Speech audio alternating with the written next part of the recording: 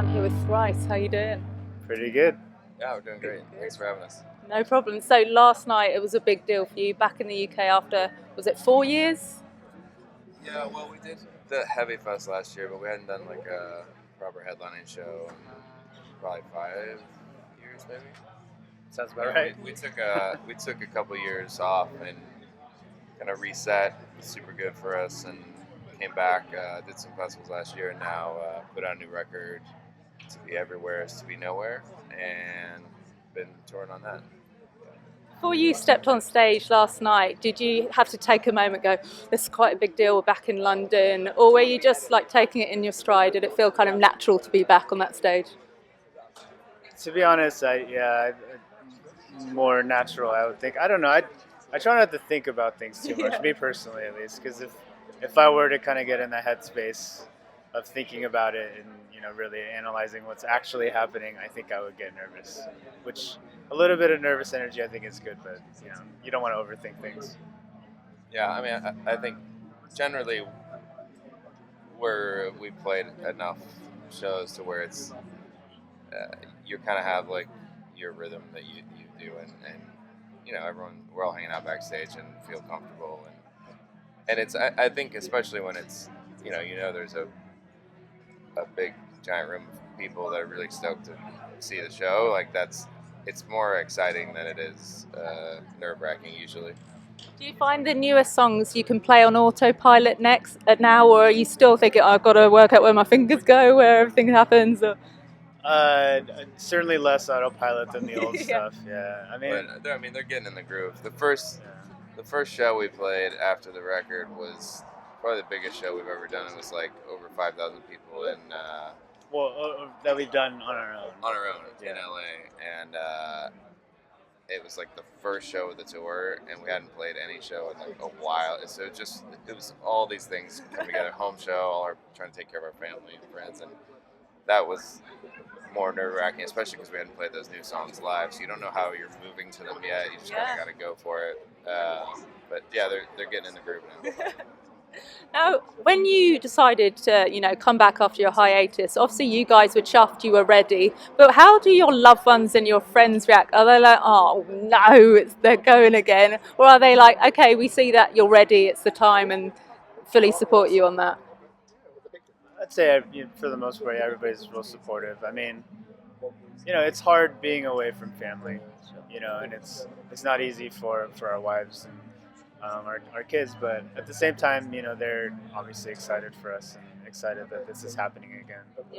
Yeah, and we've also changed things up a bit, so we're not touring longer than 3 weeks at a time now, which is really helpful. And I think will help it to not feel overwhelming as we continue. I was watching some of your studio diaries, and you said that when you go in the studio, it just feels natural and comfortable when you're all together. When you have that feeling of just being so comfortable, do you wonder why it's taking you so long to come back? Are you like, oh, we should have done this like last year? Or it wasn't too long. I mean, it was shorter than all of us I think thought it would be. It was like 3 years or something. Was it 3? Yeah, that's real short. at least 3.5 maybe, something like that. I guess when we actually kind of reconvened, it was around there. Yeah, and then like 4 or 5 between the records, I think. So it felt like the right time, I think, once we all started talking about it. you said it was a good fit with your producer, that it just kind of works. What do you think in terms of personality traits makes a good producer to work with you? What do they need to be like? What do they need to have? I think everyone's different, and I think you can get the right guy for the right record, and but a lot of it has to do with just the chemistry with the band. So Eric was cool. He's like more of a peer than anyone we've worked with, in the sense of like age and just coming up in a somewhat similar spot. But so that was interesting to have that kind of dynamic, and I think he had some really good ways that he pushed this during the process that were helpful. And I think it's probably the best sounding record that we've done. Well, when I speak to bands after they've made a new album, they often say, we're the most proud of this, this is the most us album. How long does it take to have a good perspective on an album, do you think? How many months do you need to sit with it to get that good view of what you genuinely feel about an album, do you think? That's a good question. I mean, I think, when people say that, that is a genuine thought at that moment. Yeah. And then obviously, like, as time passes or you put another record out, it kind of sheds new light on what you've done in the past. So I don't know. I mean, I guess it is a bit cliche, but you're always the most excited about the newest thing you've done. Yeah, you so. should be. Yeah. I think we're at the stage now where, at least for me, like the last 4 or 5 records, I'm like, I'm proud of all these. I'm not like, I don't cringe at these, which is good. And so I feel like we're at that spot where going forward, it's like each record will be like, this one's really good and it's different than that one. And I for a while, it was like, yes, this one is definitely the best one. And I feel like now it's more like they're at a certain level and they're just different. Yeah. When you're in the process of, demoing and trying these new songs out, who do you go to outside of the band for that brutal, honest appraisal of the song and whether you're on the right track? Who are the people in your life that you go to? Nobody. We're pretty brutal ourselves, I think. Yeah. And the other thing is, because we write so collaboratively, it all really gets refined quite a bit, and then we've got the producer too. We haven't worked with the producer in quite a while, actually, but yeah, I'll run stuff by my wife. She has she's not musical in the sense of doesn't play instruments really, but I really trust her just gut reactions to certain things. And my solo record last time I ran a lot of stuff by her, and it was actually super helpful. But yeah. As far as we don't really run it by a ton of people. Yeah, I mean, like you said, we're very democratic, I think, in our process. So just that, you have 4 people that are very passionate about what you're doing and creatively driven. So I think we all come from pretty different places as well. Yeah. So yeah. Do you kind of feel like outside opinion might disrupt your vision in some way, and you know where you want to go with it anyway? So I think up until a certain point, definitely. Yeah, I think there's definitely a time when you're like, okay, maybe we can start, if we're working with a producer like we did this last time, and we got the songs to a point, and then it was kind of like, all right, maybe we can start sharing some of these with Eric. Yeah. But at that point, the producer really is functioning a little bit less as one more voice in the pot and more of someone that starts trying to help guide the conversation that's happening, or at least I think the best producers do that, and they'll give ideas too, but usually it's saying hey, this is the thing, let's bring that out a little bit, this is it's someone else to stand back and hear those moments that need to be brought to the forefront, or I don't know, at times just be like I hear what you're going for, but it's just not quite hitting. What can we do to get it there? So, if you have this kind of seamless relationship with the producer and it's very comfortable, do you go, okay, we just want to work with him now, or do you like to sometimes push yourselves, go out of the comfort zone and work with someone that's maybe a bit more terrifying or a bit more of a taskmaster? Or I've only worked with the same producer once, and that was really early on. We did 2 records back to back with Brian McTernan, and then we did someone else just to try something different. And after that, we self-produced for a while. So it's been fun, the projects we've done our own, but it's also really helpful. You learn a lot when you work with someone, and it pushes you outside your comfort zone a little bit. So, I'm sure Eric would do a great record if we did with him, but we haven't decided what we're doing at all.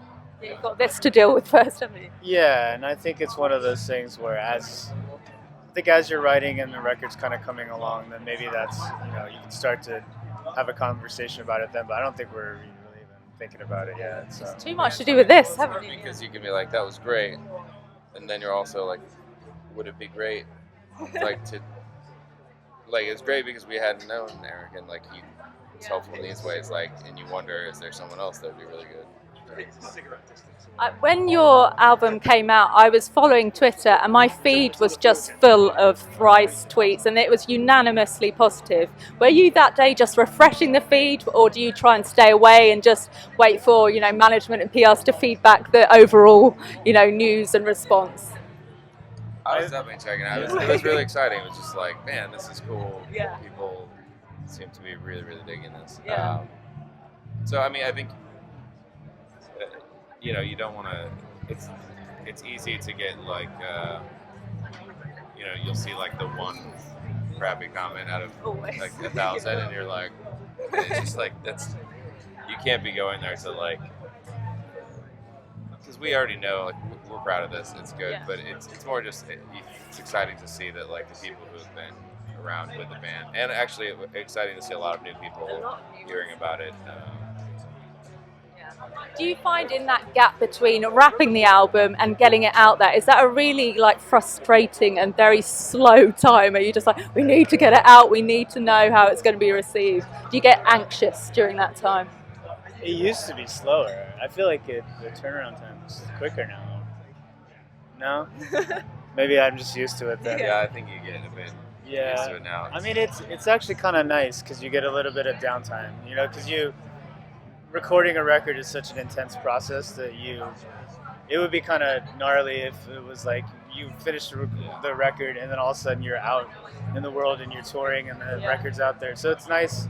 You get a little bit of downtime and then the next kind of wave hits. So. Yeah, big wave. Right, yeah. It does feel odd because I realized like when it came out, oh, this is the moment when it feels like we're really back to people, though it's felt like to us like we've been really back for a while working on this record, and realizing that the reality doesn't feel like that to anyone else until they have it in their hands. So. Do you find when you're listening to the record in that time, do you find annoying bits, oh, I wish we'd put the volume up there, or I wish we'd added an extra chord there? Do you obsess over the little details when you sit with it during that period, or do you just let it go, it's done, it's wrapped? Used to more. Well, I mean, you certainly could if you let yourself. Yeah. But I mean, I think I'm probably personally pretty good at like just being like, all right, that done is done, and we've kind of sealed that, and be able to go back and listen to it as such without trying to pick it apart.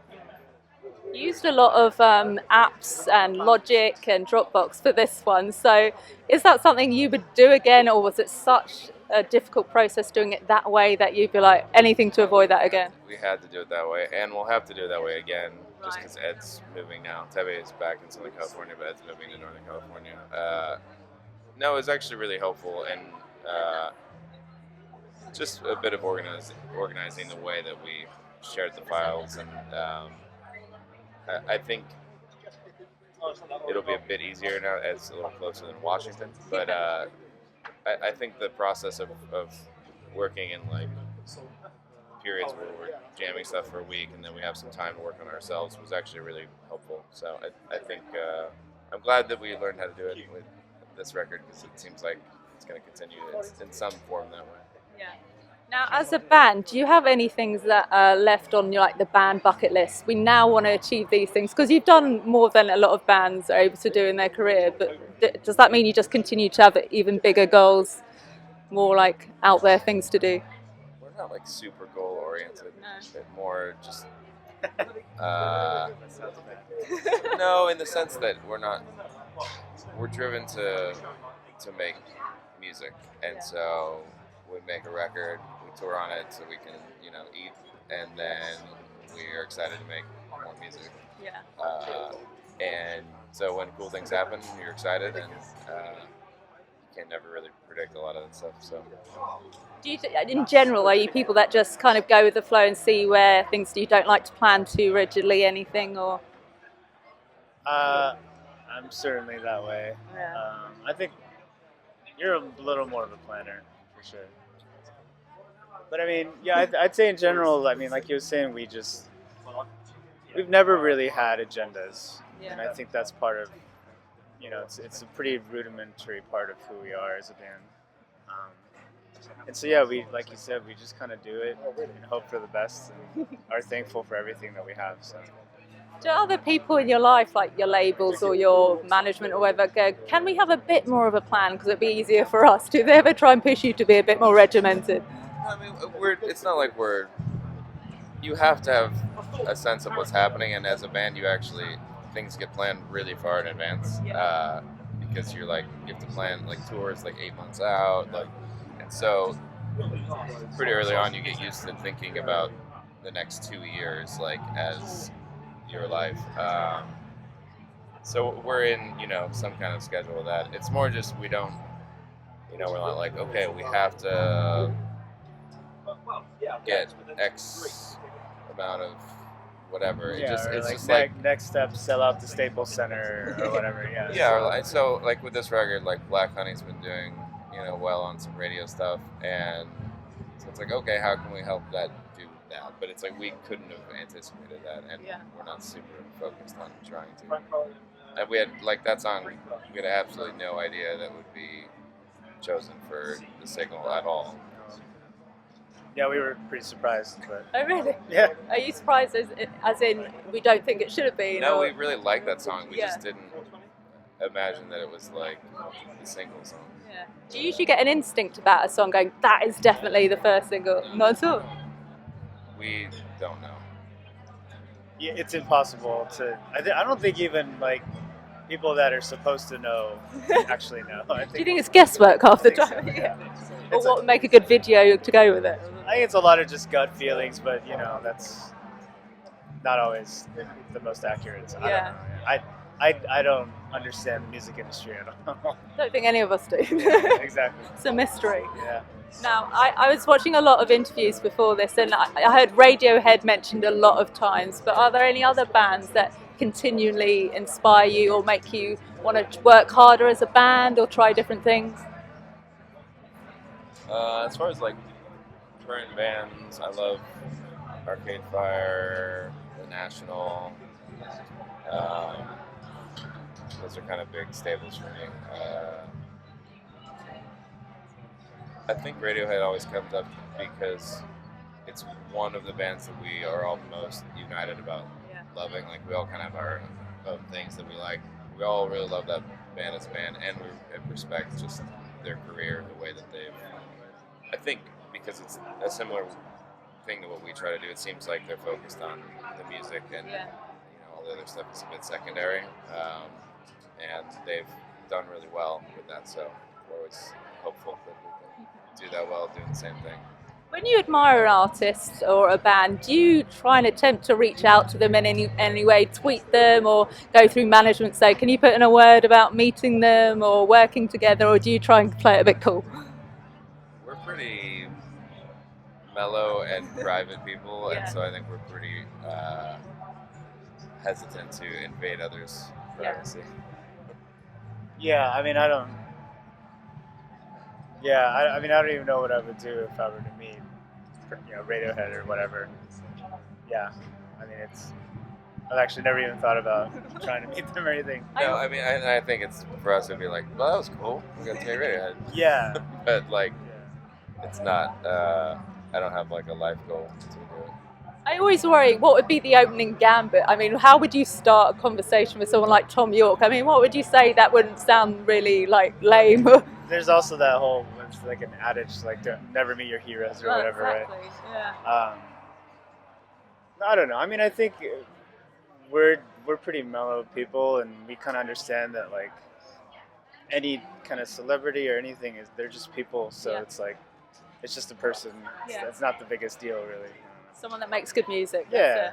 I mean, I think I admire what they create more than themselves as people. I don't really know them or know anything about them as people. So that's what more people should think like. But in this generation, it's kind of a different thing, isn't it? You have at the same time people. A lot of just the entertainment industry works off trying to create the illusion of artists being something more, and artists play into that, and so it's kind of reinforcing itself constantly. Have you ever thought about totally rebelling against it, going, we're not doing any social media, we're not doing interviews, we want to be mystique, we want to be mysterious? No, we were friends with Brand New, and they did that, and somehow it magically worked for them. The more they ignored everything, and they just get bigger. Yeah. It shouldn't work like that. It generally doesn't. But I think for us, it's more we maintain that stuff as a way to be connecting with people who really appreciate the music, and yeah. So. Okay. No, We're not, as you can tell, we're not great at press, so I it's wouldn't say. tempting to do that. I guess that's the thing with being in a band. You enjoy making songs, you enjoy making music, but you don't necessarily like everything that comes with it. But you have to kind of just do it, don't you? Well, I mean, you can't complain, And I mean, as far as things like press, it's like we've never been the type of band to kind of close doors on opportunities, and also I would feel kind of, I don't know, I don't want to shun anybody that has an interest in what we're doing. We're very truly appreciative of anybody that gives us the time of day. So, yeah. At the same time, we know that we're mellow, and there's nothing sensational really to report on. But if you do your research, like you obviously have, you can have good conversations. Yeah, it's great. And you know what? Not every band has to be wacky and out there. It's nice to have all different types of moods and stuff, I think. Anyway, but so you're coming back to the UK, please, for a tour? Yeah, Some point? We're talking with our booking agent last night. We're trying to figure out when that would work best. Good. So it's on the cards, but top secret at the moment. We'll be back like early, mid next year. Maybe. Yeah, it's definitely in the cards. We just don't know. Okay. We're trying to juggle what's happening in the States, what's happening elsewhere in the world too. So. And probably family life as well in the mix. Yeah. So you're playing second to last on the stage tonight. What should we expect? Is there any special production details or just a solid Thrice show? I'd say the latter. Just keep it simple. Yeah. Yeah. Yeah. It'll be a good rock show. That's all we need. Okay, well, thank you very much. It's lovely to have you back. And have a great time at Reading. Thank you. Thank you.